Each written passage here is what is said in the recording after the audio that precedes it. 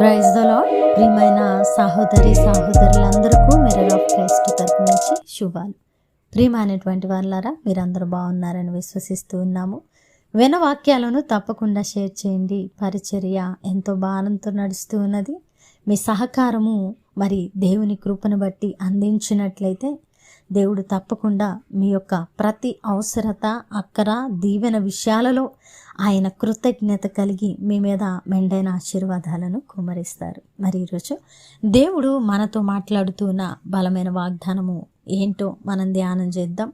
మన జీవితాలలో అన్వయించుకుందాం, ముందుకు వెళదాం, ఫలిద్దాం, దేవుని నామాన్ని మహిమకరంగా అనేకుల ఎదుట కనపరుద్దాం. మరి ఈరోజు దేవుడు మనతో మాట్లాడుతున్నటువంటి అద్భుతమైన మాట కీర్తనల గ్రంథము 29వ అధ్యాయము 11వ వచనము.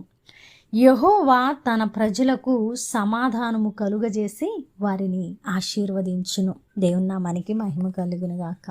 ప్రియ సహోదరుడా, ఈరోజు సమాధానము లేని స్థితిలో, బెంగలో, చింతలో, దిగులులో పడిపోయి ఉన్న మన బ్రతుకులను బట్టి మరి దేవుడు ఈరోజు మన హృదయాలను ఎరిగి మాట్లాడుతున్న మాట ఏంటంటే, ప్రియమైనటువంటి బిడ్డ, నీవు నా జనాంగమై ఉన్నావు కాబట్టి నేను నీకు సమాధానము కలుగజేసే దేవుడను.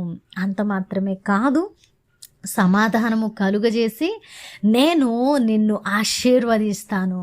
కాబట్టి ఈరోజు నువ్వు ఎదుర్కొంటున్న చింత ఏంటో నాకు తెలియదు. ఈరోజు నువ్వు ఎదుర్కొంటున్న కష్టము, నష్టము, ఇరుకు, ఇబ్బంది, సమస్య, శోధన, వేదన, బాధ, తుఫాను వంటి పరిస్థితులు, అంధకారము, లోయ ఏదైనా సరే ఆయన సమాధానపరుస్తానని, నీవు నిలబడి ఉన్న స్థితి అంతటినీ త్వరలో సమాధానపరచబోతూ ఉన్నానని, సమాధానపరచి ఆ మార్గము గుండా పయనిస్తున్న నీకు తుదకు ఆశీర్వాదాన్ని అనుగ్రహించి నిలబడతానని మాట్లాడుతున్న బలమైన మాట అండి. కాబట్టి ప్రియమైనటువంటి వారులారా, మరి ఈరోజు ఎదుర్కొంటున్న పరిస్థితిని బట్టి, ఈరోజు అనుభవిస్తున్న యాతన, బాధను బట్టి సమాధానము లేక ఉన్నాను, నాకు దీవెన లేదు, నాకు ఏ పరిస్థితి కూడా అనుకూలించడము లేదు అనేటువంటి స్థితిగతుల్లోకి నీవు వెళ్ళి చింతలోకి జారిపోయి అపవాది చేతికి అప్పగించబడి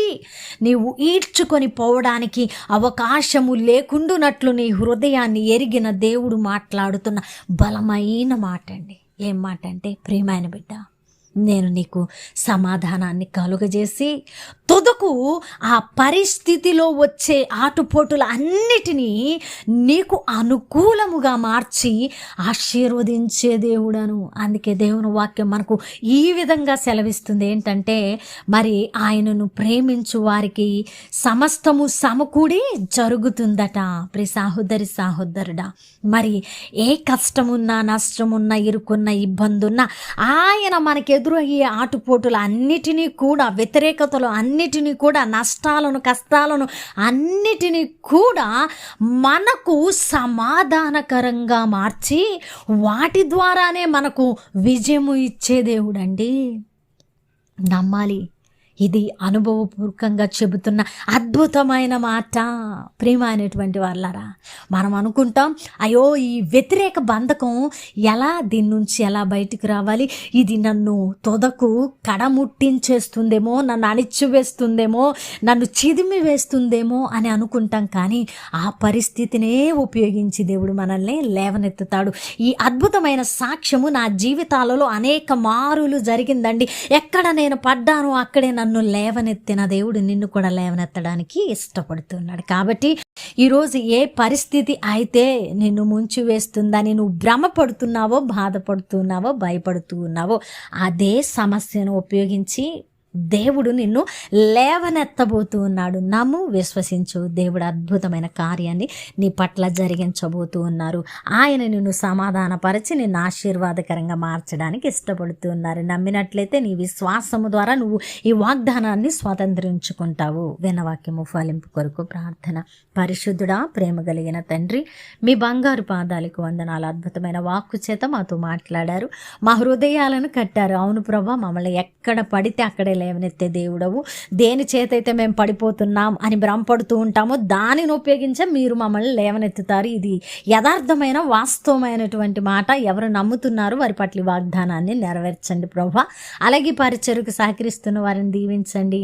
ప్రార్థిస్తున్నాను, చేసిన ప్రార్థనకు దీవెన జవాబిచ్చారని నమ్ముతూ ఈ ప్రార్థన నజరేయుడైన యేసుక్రీస్తు నామమున సమర్పించి అడిగి వేడుకుంటున్నాము తండ్రి, ఆమేన్. ప్రియమైన దేవుని బిడ్డలారా, వినవాక్యాన్ని తప్పకుండా షేర్ చేయండి. అలాగే పరిచర్యకు సహకరించండి, మర్చిపోకండి. దేవుని చేతమైతే మరలా కలుసుకున్నాం. దేవుడు మేము దీవించునుగాక, ఆమేన్.